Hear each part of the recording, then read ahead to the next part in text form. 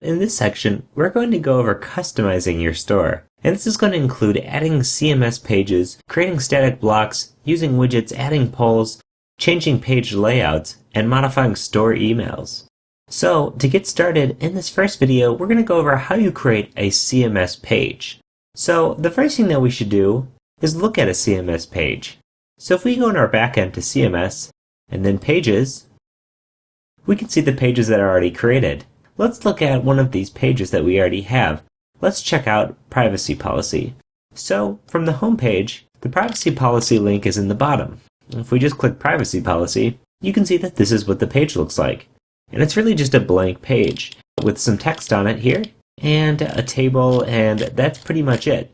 Well, it's really easy to create these pages. If we go to Manage Content, you'll see that Privacy Policy is a one-column layout for all store views, and it's enabled.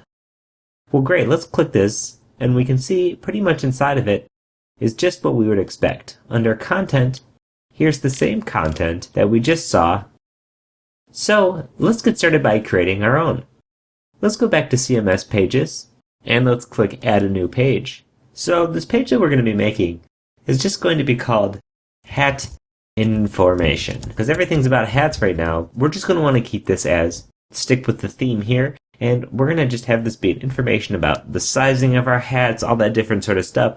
That way, on hat products, we can link to this page and say, if you need any idea about what sort of hat sizing you need, come check out the Hat Information page. So, the URL key is going to be what you want in the URL. Usually in URLs, they use hyphens and lowercase, so no spaces, no uppercase, so we can just type hat-information. And then now we're going to say this is on all store views, and it's enabled. Now for our content, I don't have any content made for this, so we're just going to paste some text. And this would be some information about hat sizing, but you'll notice that there's this helpful WYSIWYG editor here.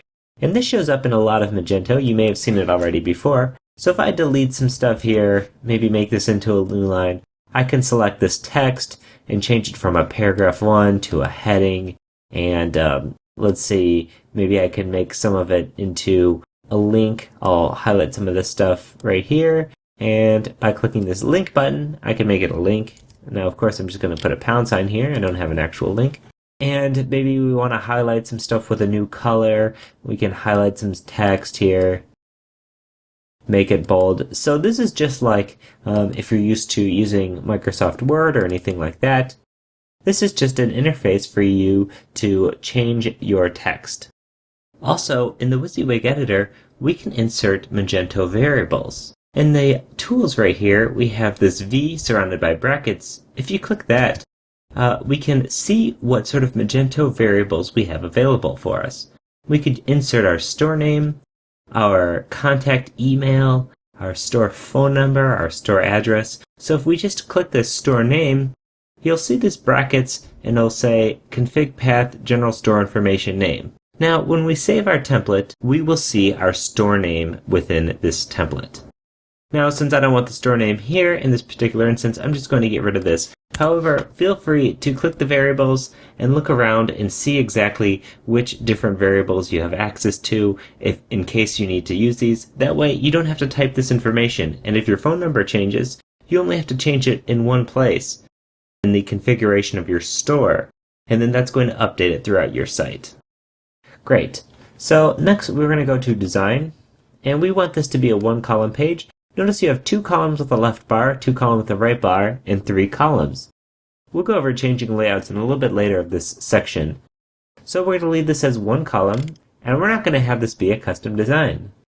For metadata, I'm actually just going to paste the same text in here. However, if you're using actual metadata for this page, such as keywords and description, you're going to want to have that. Let's click Save Page. And now we can visit this page by just going to /hat-information. Now you can see we have our headline, we have our bold text, just like we typed it, and our link and everything. So now you just created a CMS page. So you can link to this from many places onto your store as long as you have this URL, which you created when you created the content. In the next video, we're going to go over static blocks and what static blocks are and how you can modify and create them.